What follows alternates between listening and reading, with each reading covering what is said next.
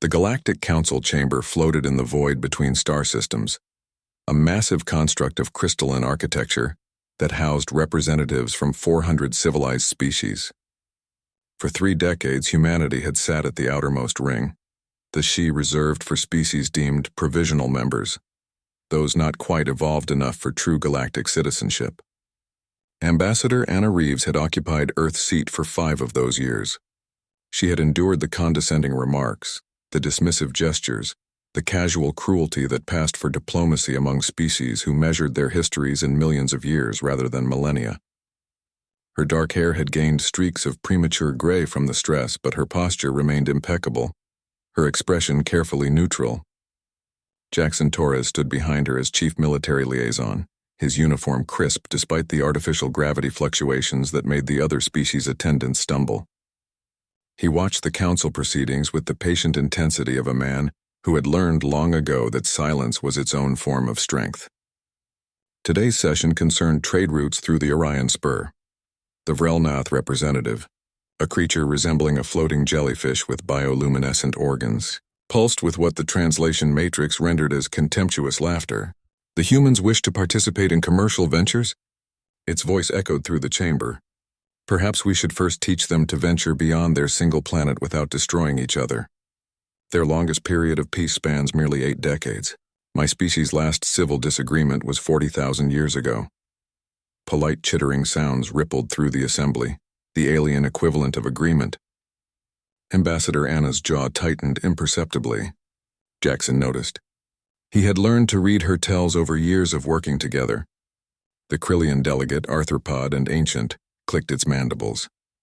Humanity's provisional status should be reconsidered. They contribute nothing of value. Their technology is derivative. Their culture is violent and fragmented. Their genetic diversity suggests they cannot even agree on a proper evolutionary path. Perhaps we should revoke their seat entirely, suggested the Thessian observer, a being of pure energy contained in a magnetic bottle. They are an embarrassment to this council.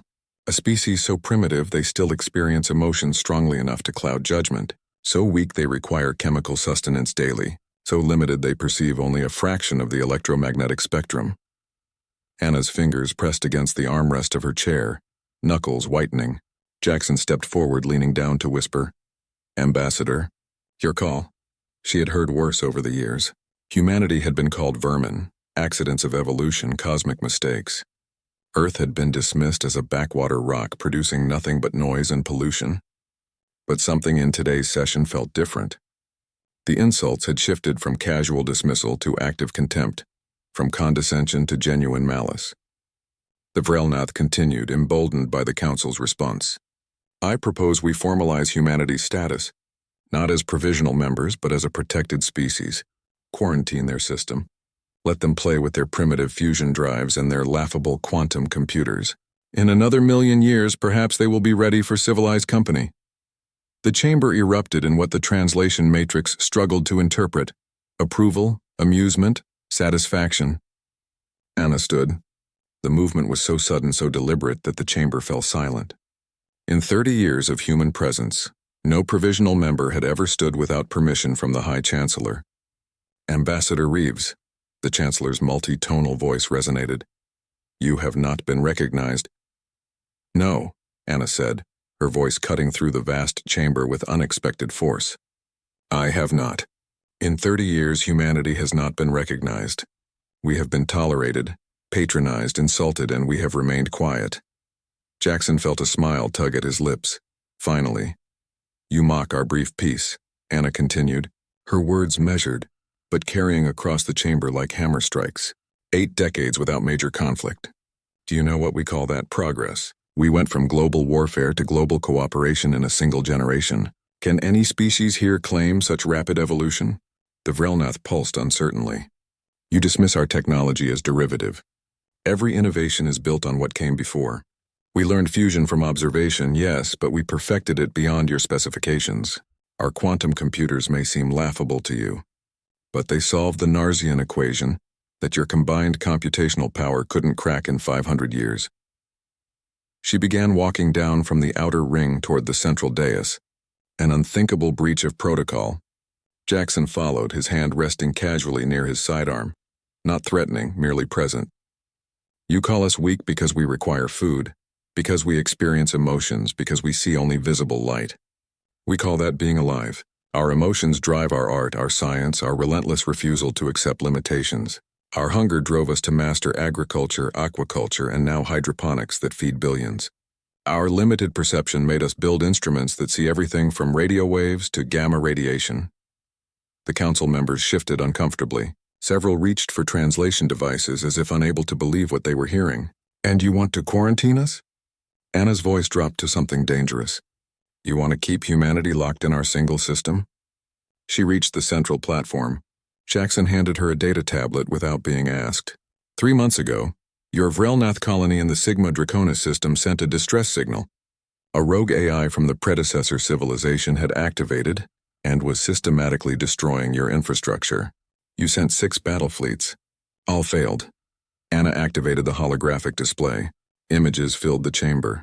A human ship smaller than the Vrelnath dreadnoughts facing down a massive mechanical construct.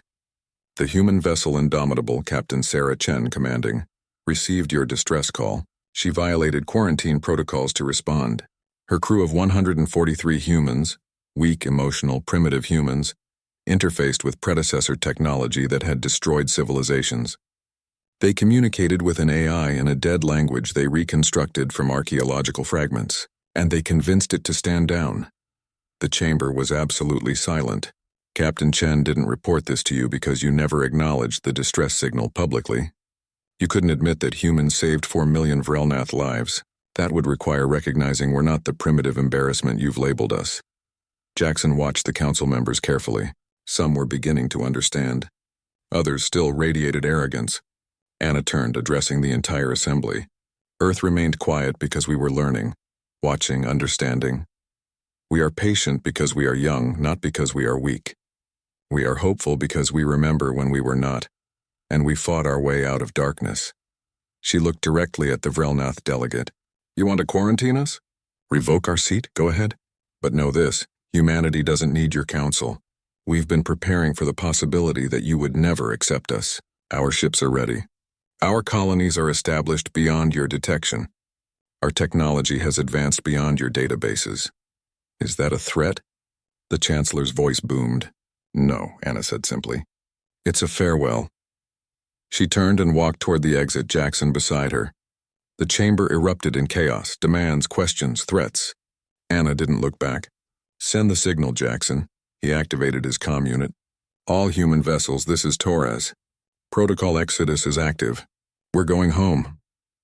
Behind them, the Galactic Council realized too late that they had not been tolerating humanity's presence.